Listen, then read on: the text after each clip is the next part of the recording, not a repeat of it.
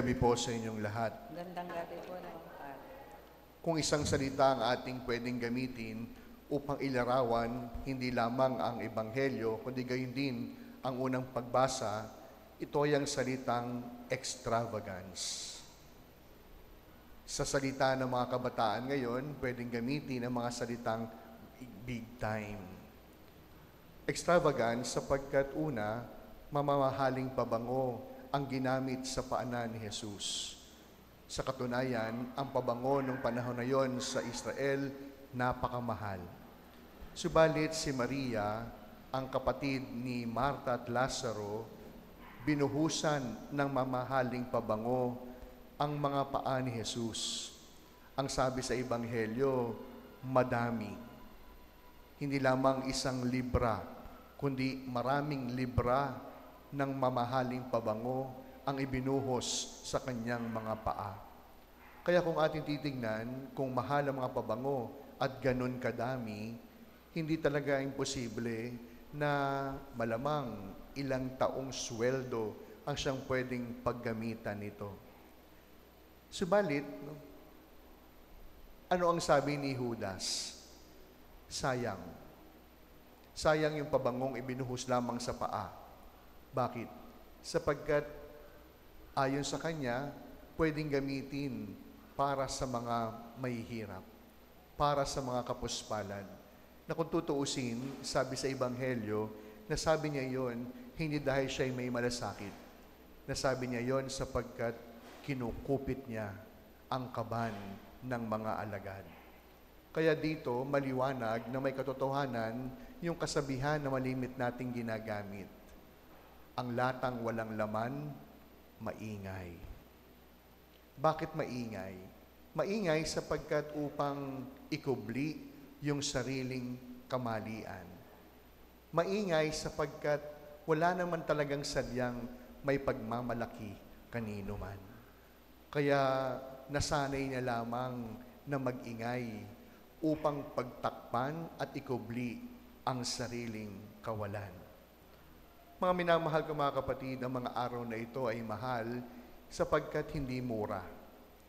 Mahal ang mga araw na ito sapagkat hindi lamang mamahaling pabango ang siyang ibinigay. Mahal ang mga araw na ito sapagkat ang pinangbayad ay hindi pera o ginto, kundi dugo, buhay. At mahal ang mga araw na ito sapagkat ang pinag-alayan ng dugo at buhay ay iniibig at minamahal.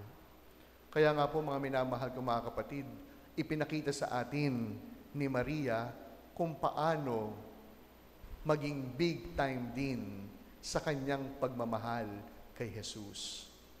Kung tutuusin, may punto naman talaga si Judas. Ano po yung kanyang punto? Nag-aaksaya lamang kayo.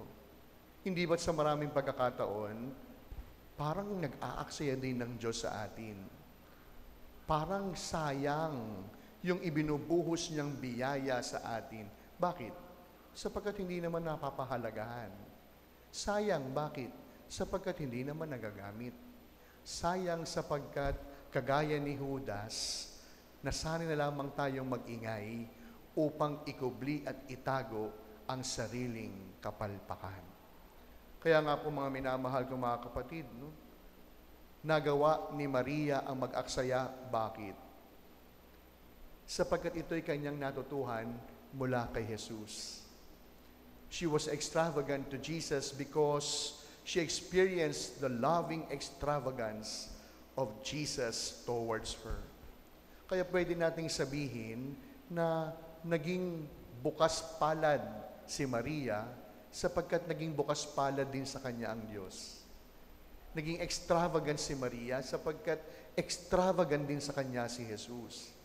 Kaya ito po yung ibinibigay sa ating pamantayan ngayong Lunes Santo, ang panahon ng mga mahal na araw. Pupunuin natin ang linggong ito hindi ng pera, kundi pupunuin natin ang mga linggong ito saan? Ng kabanalan. Pupunuin natin ang mga araw na ito ng ano? Ng extravagance.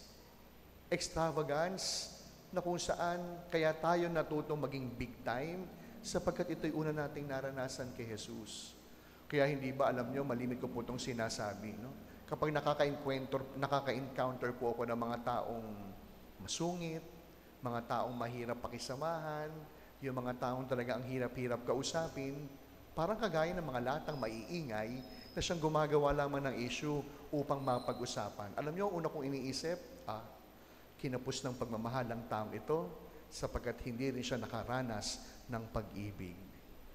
Kaya tignan po ninyo, kahit po yung mga minsan nakakaaway natin sila sapagkat hindi dahil sila'y masama, kundi nakakaaway natin sila sapagkat may mga pagkakataon kahit sila hindi nakaramdam ng pagmamahal.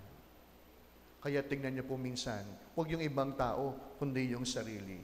Pag ang sungit-sungit nyo na, kapag ayaw na magpatawad, kapag masyado nang nagagalit, kapag masyado nang sarado at nakakuyom ang mga palad sapagkat ayaw magbigay, isang simple lang explanation lamang dyan, baka hindi naman taga natin naranasan kung paano ang bigyan.